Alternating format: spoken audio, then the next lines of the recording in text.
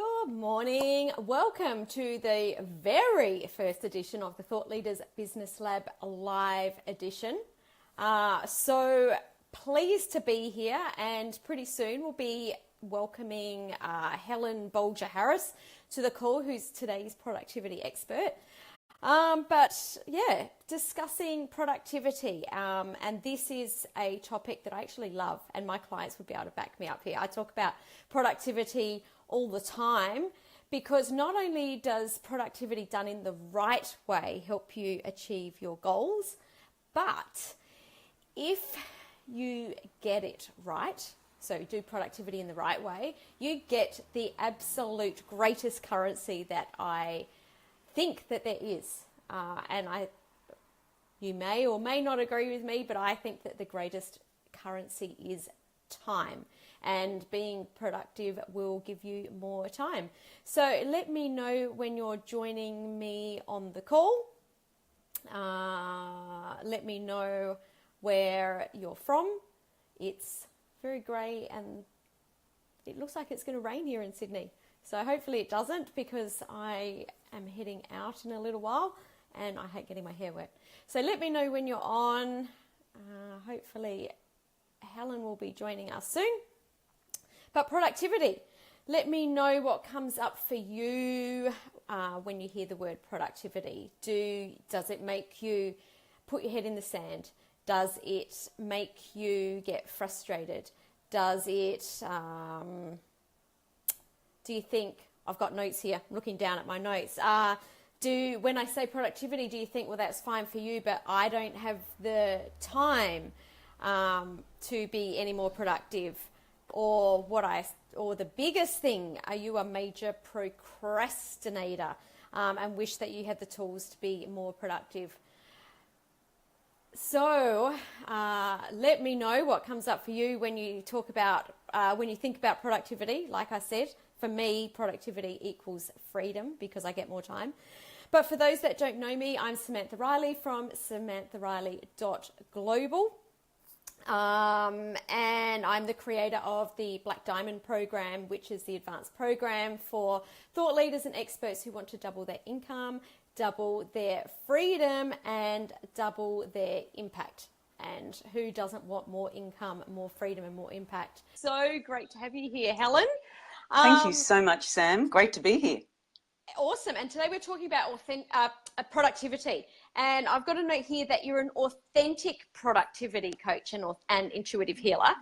What is an authentic productivity coach? Well, it doesn't mean that other productivity coaches aren't authentic. I don't mean to suggest that, but what it means to me is that I bring in authenticity is a really big value. I'm very values driven and based. It's there often the way that I guide myself in my life personally, and then of course in business. And also it brings in more than the traditional productivity methods, in that it brings in the emotional aspects, the spiritual aspects.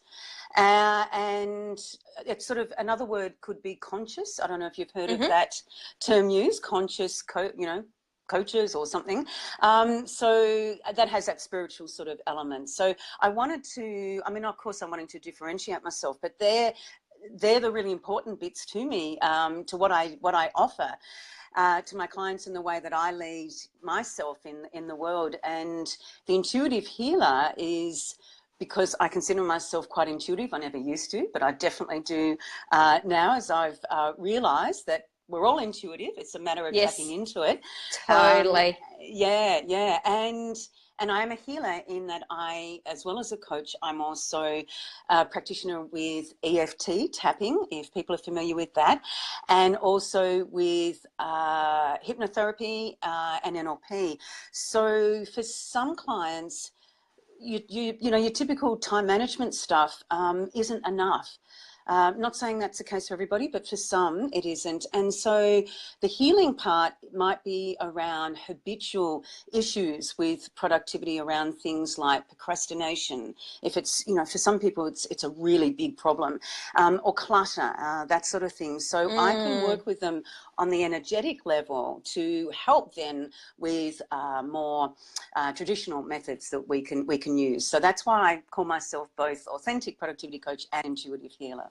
Yeah, I love that. And I love that you're bringing the different modalities in, because when I know that I posted a picture in this group probably a couple of months ago about I feng shuied my office and my desk. And oh my goodness, it was the best thing. I sat there for about 3 hours while my fiance was watching a movie, and I just sat there and was just like, oh, this feels so good. And what I loved about it was that it inspired so many people to post pictures of them doing the same with their desks, and by removing the clutter, it oh my goodness, it does help you to be more productive. So I love that you're bringing in that aspect. So before we jump in, just tell us really briefly, obviously you're a productivity coach. Tell us about the kinds of people you work with in your business and the kinds of outcomes that you help them achieve. Sure. So I love working with people who identify as being particularly creative and or spiritual, because I am that, and I naturally resonate. We tend to naturally resonate with people like ourselves.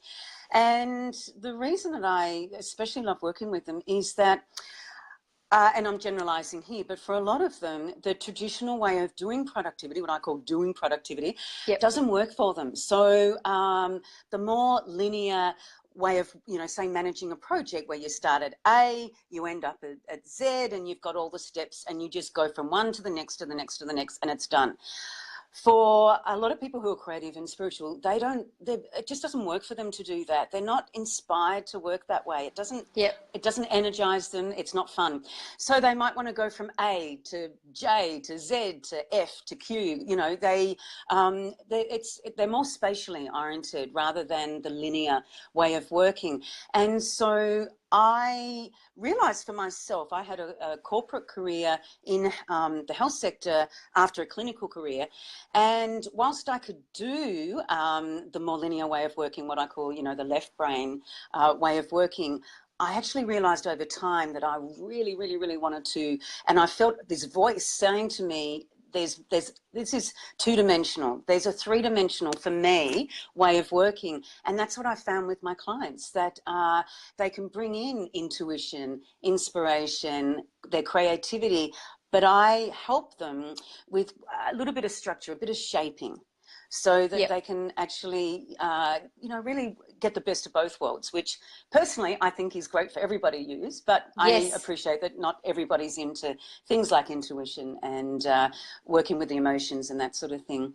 And the problems I help them to solve is really what I've said, finding a way to be productive, to get things done that actually works for them. And quite often, and again I'm generalizing, but quite often they can work where they're so creative and they love starting projects. They have the best ideas, but they're not always so great at finishing everything because, they might feel that it's a bit mundane. They may start to then go into overwhelm. And what that can mean is their output is actually completed projects and moving them forward.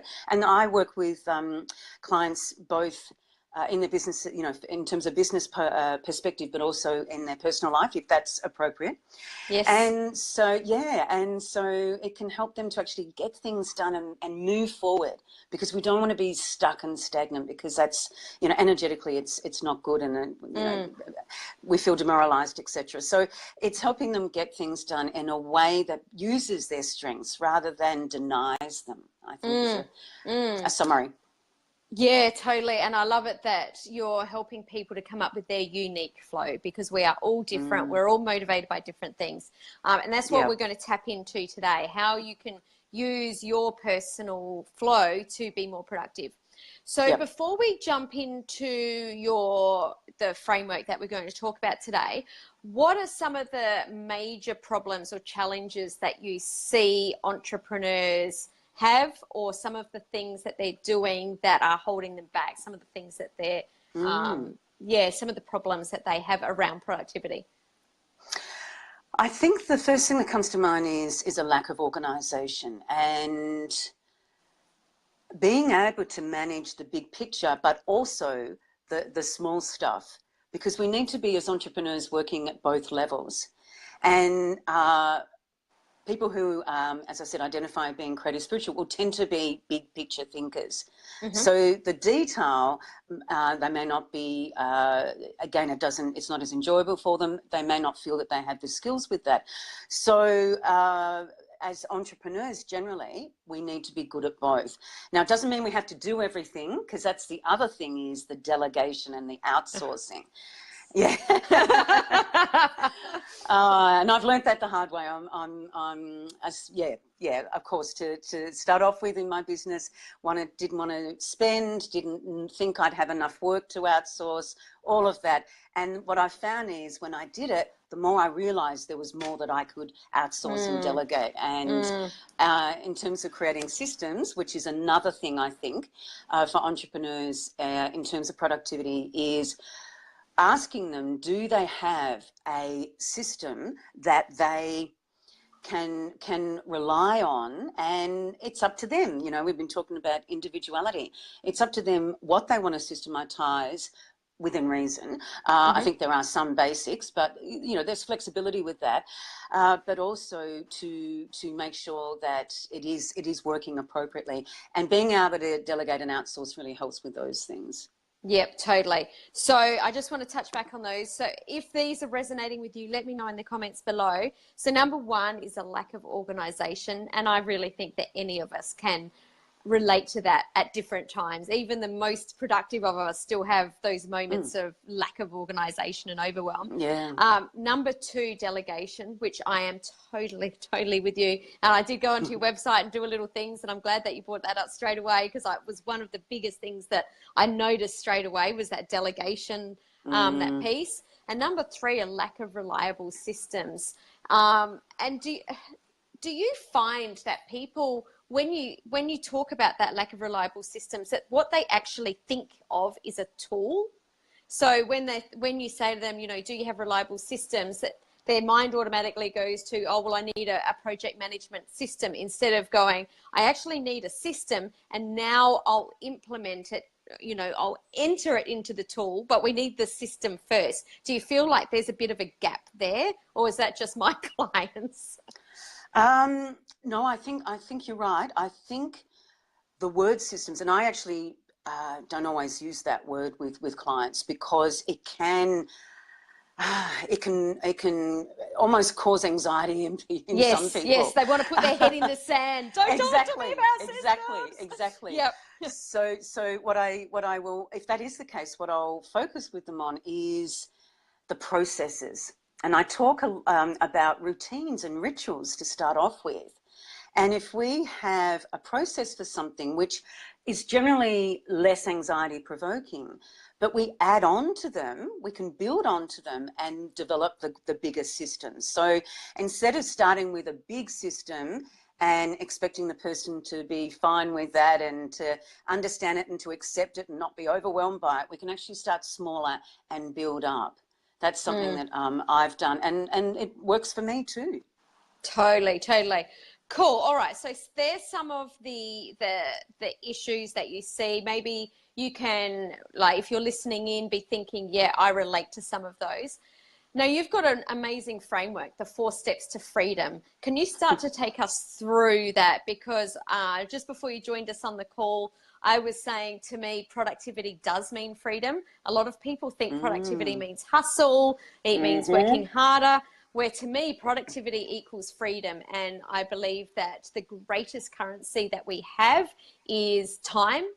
And that's what productivity is about. It's about creating more time so that we can be productive when we need to, but then take some time out, which is really, really important as entrepreneurs, so we don't burn out. So I'd love you to take us through the 4 steps of freedom. Yes, thank you. And I completely agree with what you were saying. Time is the most valuable commodity, and certainly more so than money, even though people might think it's the other way around. Yeah. So yes, the first step in my system is they're really 4 F's, and the first F is focus, because we were talking about time, and really its partner is focus or attention. because even if we have the time, if we're not focused, as in knowing what to focus on, that's going to be the most valuable for us at any given time, and how to focus. It's actually, you think, oh yeah, it's easy, but there's actually managing distractions and all that is a big part of what I work with clients about. And I've had to manage myself. So particularly when we're creative, because we can be very distracted because we are perhaps in our heads and lots of ideas, lots of things happening there. Yes.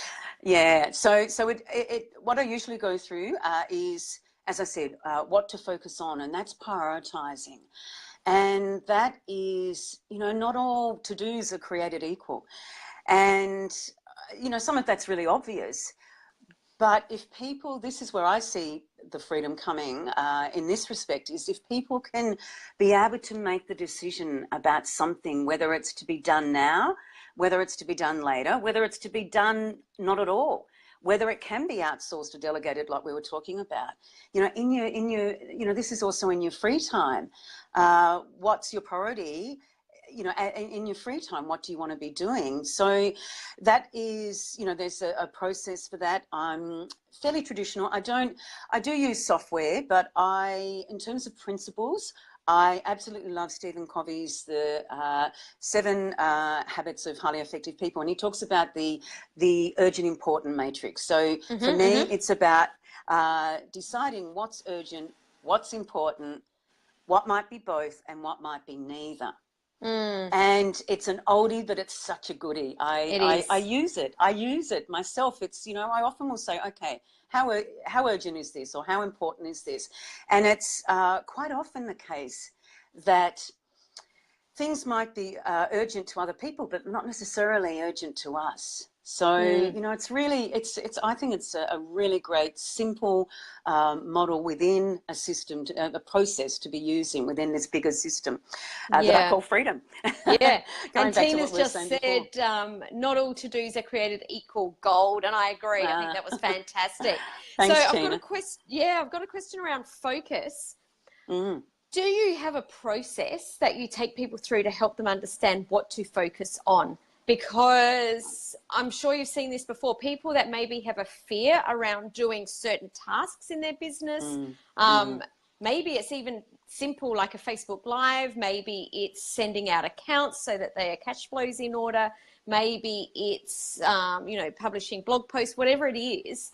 And they tend to move their focus to something that's maybe they're not generating enough income in their business and they're focusing on non-income generating activities. Do you have a process that people can think about where to put their focus? Yeah, that actually merges into the next step, which is I call flexibility. I've moved you into No, that's fine. Look, they merge, I'm all about fluidity, so it's not like there's a discrete, there's the absolute boundaries around, step 1 and then step 2. And again, I will work intuitively. If you're asking me about that, that's what came to me. And it's like, yeah. It is, like I said, deciding amongst your to-dos, you're prioritizing. But also when you were saying about, what all the parts of your business you put your focus on at any given time, making sure, and what comes to my mind when I say that is, the idea of all these spinning plates.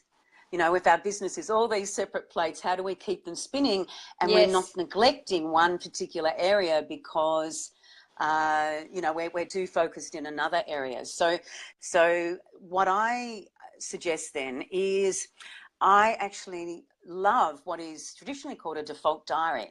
I like to call it a success diary. I've got this whole different language that I like to use. It's far more fun. It's much more emotive, much more energizing. Yes. So what I mean, so people watching might be aware of that, but if they're not, what it means is what I take people through is working out what are the main functions, the main areas of their business that they have to work on so that it all gets done, so that it progresses.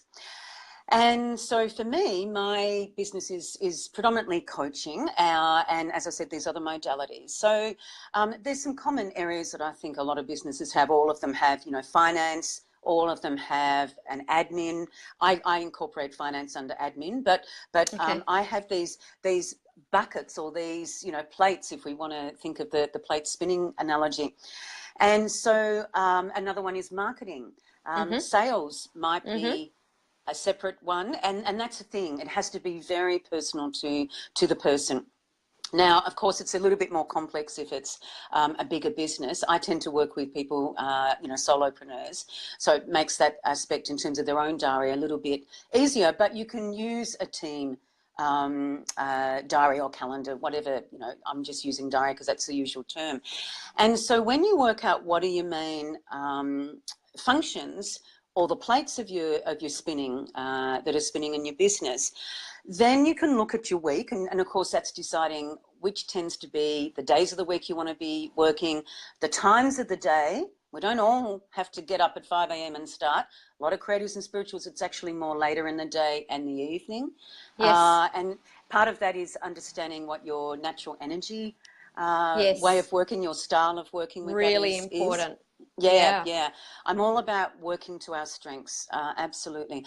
And so it's also, as I said, yeah, what days, and you can, it's also what proportion.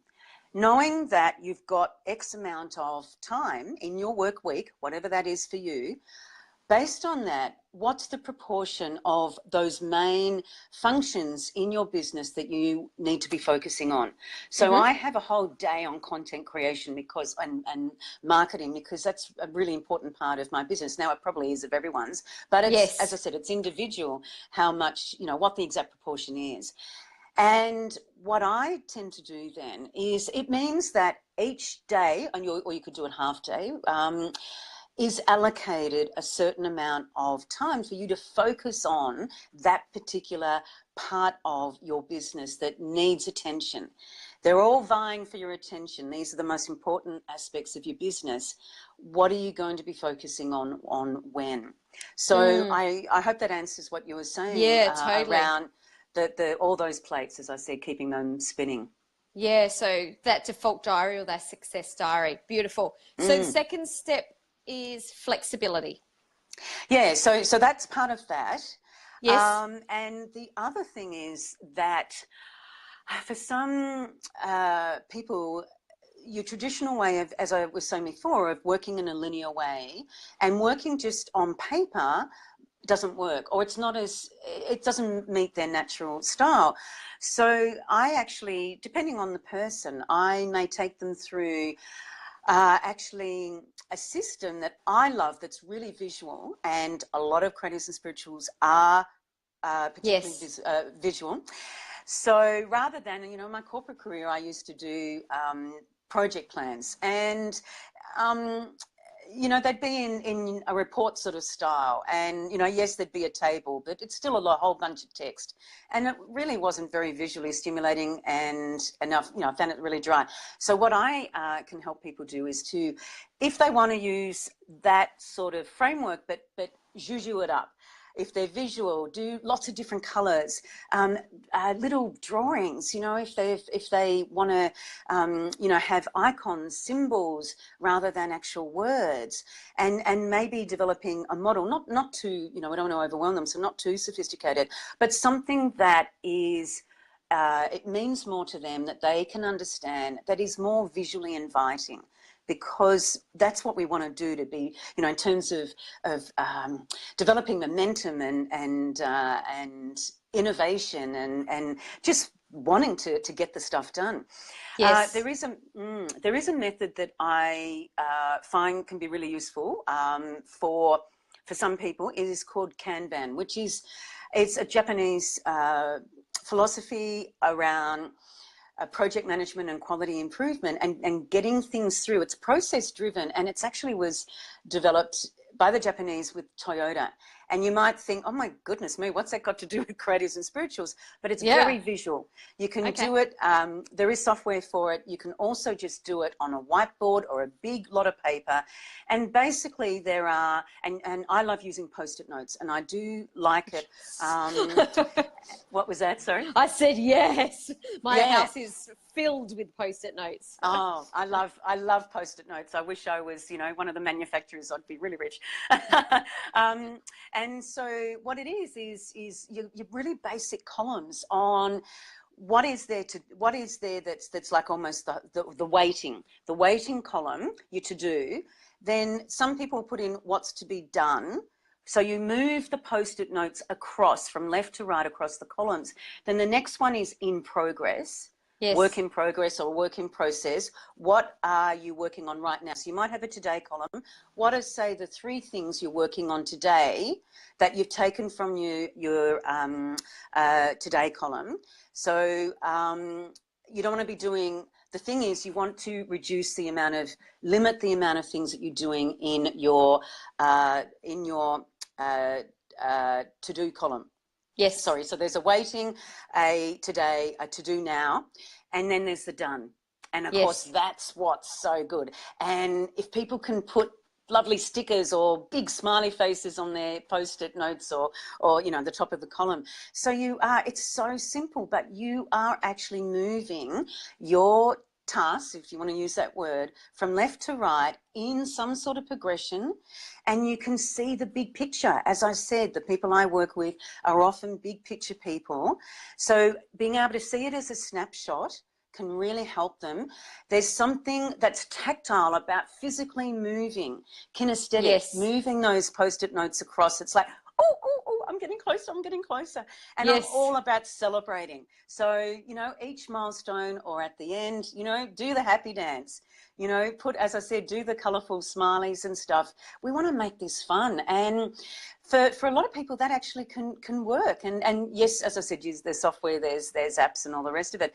It won't appeal to everybody, but it is something for the people that I tend to work with that actually it helps also because you're capturing all your things to do, but you know that you are prioritising and you know what you're focusing on at any given time, and you can see movement, and that's where the flow comes. I didn't know it was called Kanban. I was taught this by another mentor of mine. I now use it with all my clients. We call that first column the hopper, and we just move them across, and we've got a whole process during the week of everyone moving them through. And I feel that it's just that energy, energy has to move, and I feel it's that movement through, and getting to the other side that, it gets to the end of the week and you've only got a couple of Post-it notes there. You want to shove them over. You want them in the end column, and you will motivate yourself to do it. So I love that. Beautiful. So we've got the first step is focus. Second step is flexibility. What's the third F? So the third is flow. Yes.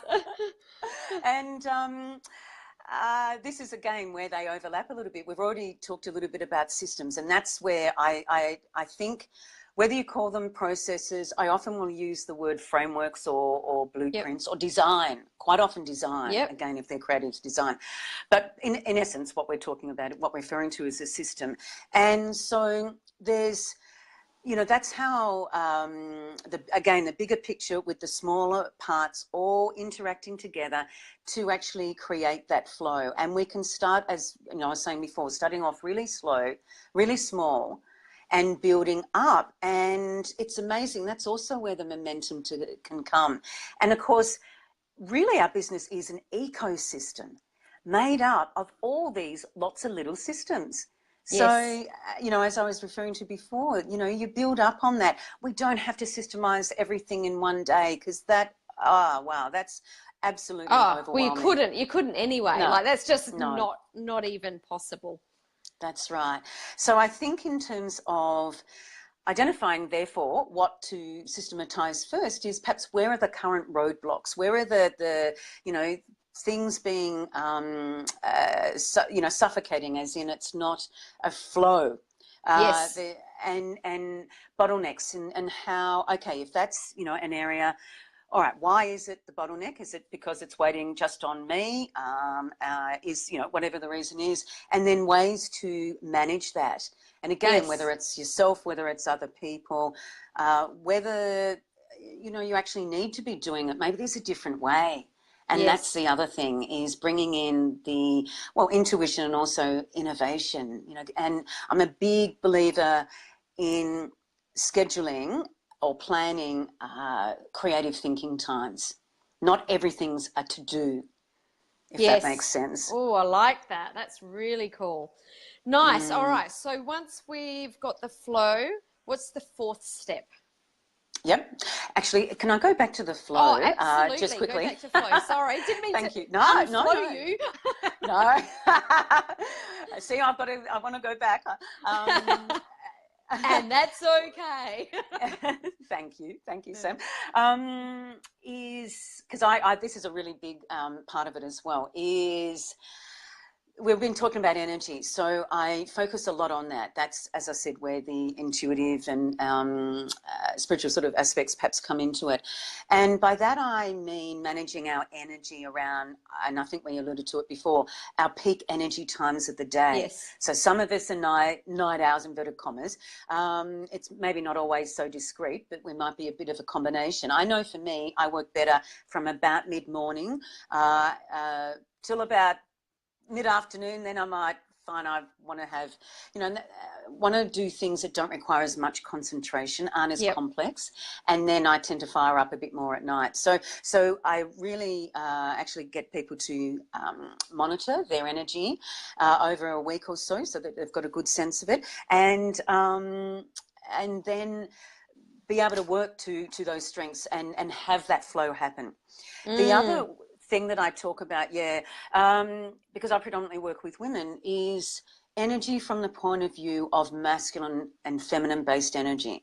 So I'm not talking about men and women.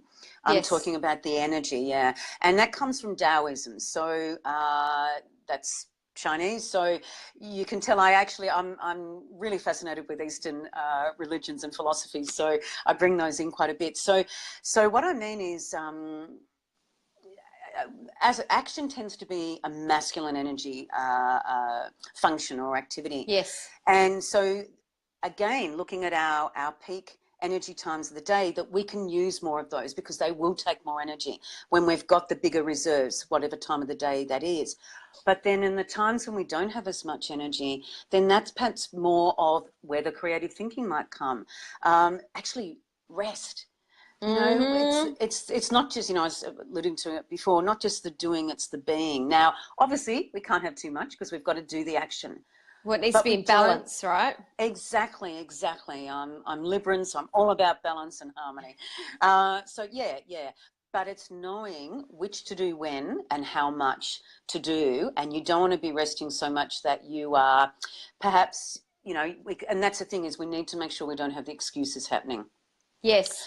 Or, that yin energy, the water energy, I think that the people that are not bringing in enough of that masculine energy, I would actually say that their business is watered down, because that's exactly what's happening there. Yeah, exactly right. And that's where I tend to, with the people that I work, actually bring in more of the yang, generally speaking, but in a way that isn't so, out there or too much at once, because that may go against the natural ways that that these people who identify, as I said, as being creative spiritual like to work. But then that's the shaping.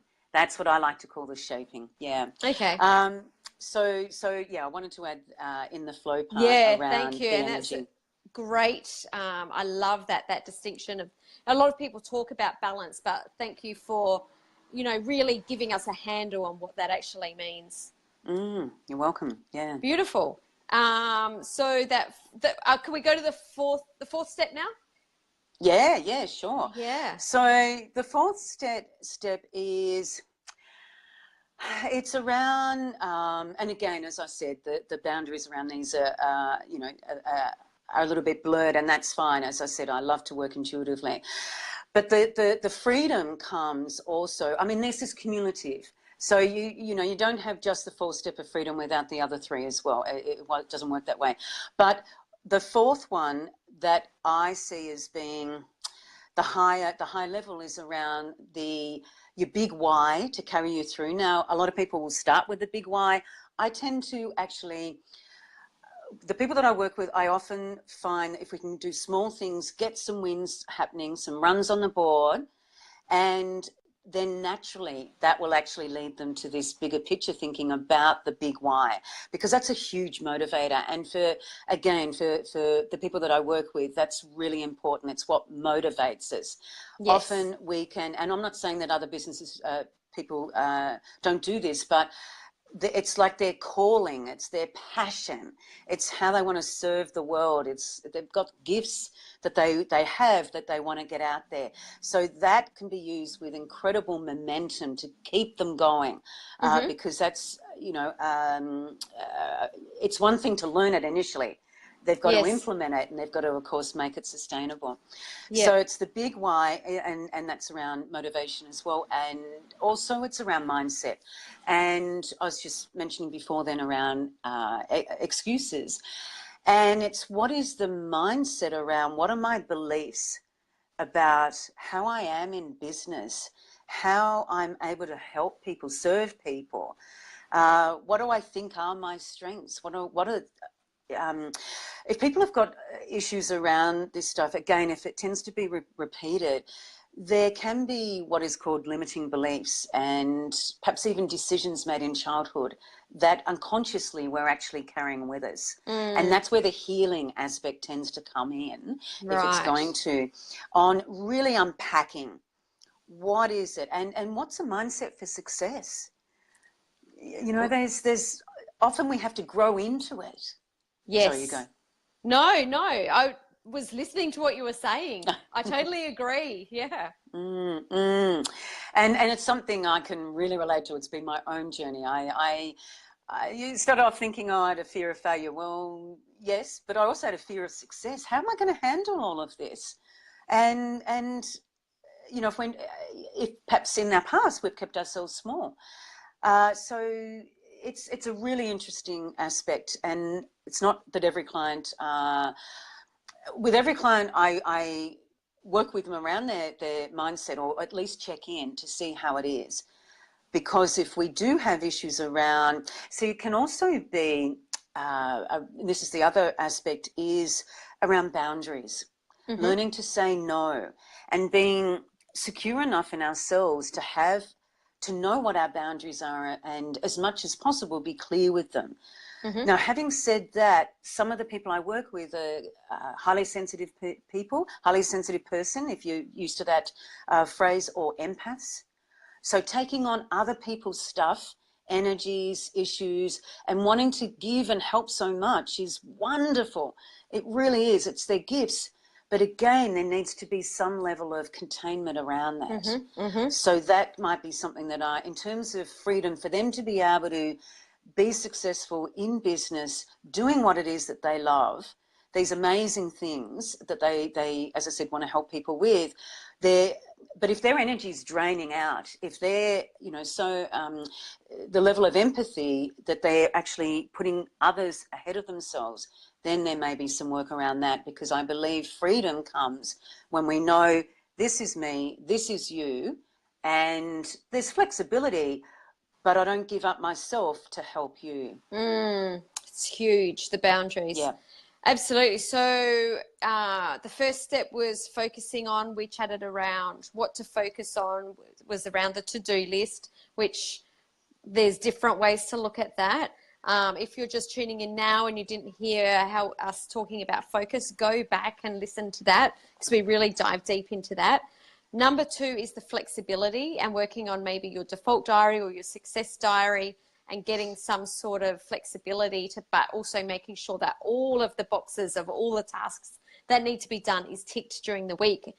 Number 3 is being in flow. I loved your idea of paying attention, and almost, I've written energy diary, like really paying attention to what your flow is, and then using that to create your design or your frameworks or your systems and your processes. And then number 4, the big why, which is bringing it all together to make sure that you're actually being productive and using the systems that you've put in place. Yeah, beautiful. Exactly. Beautiful. Helen, it has been so much there. and it's been fantastic. If people are listening to you and they're really vibing with what you're talking about and they would like to stay connected with you, how can they do that?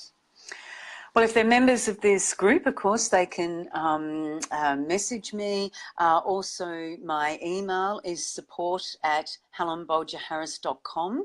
That is without a hyphen in the email, and my website is helenbolgerharris.com as well. They can also contact me through there, and my business page, which is my name as well. So there's multiple channels there, and I obviously love people to contact me if this has resonated with them.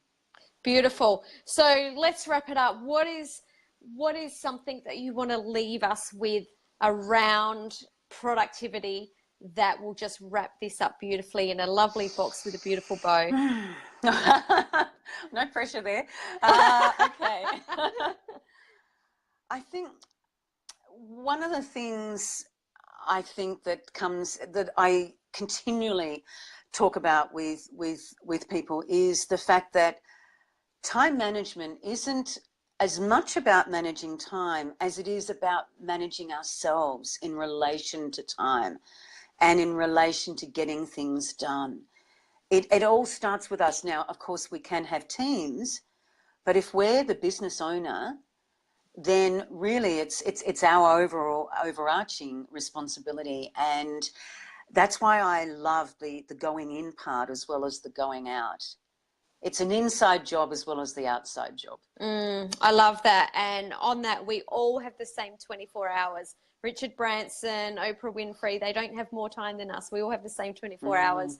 So it's about how we use those 24 hours, about how we tap into our own unique flow and our own unique way of working, our unique systems, the way that we perceive things. That's very much what I heard you talking about today, is really paying attention to who we are and what makes us tick, and making sure that we're not jamming a system into, trying to jam it into our business that doesn't vibe with us, and more going, this is who we are, this is the way we think best, this is the way we work best, and making it work so that it inspires us and motivates us to get the job done so that we can have more freedom, which is at the end of the day what both of us agree, that when you've got a beautiful framework for productivity and systems, that you end up with more freedom.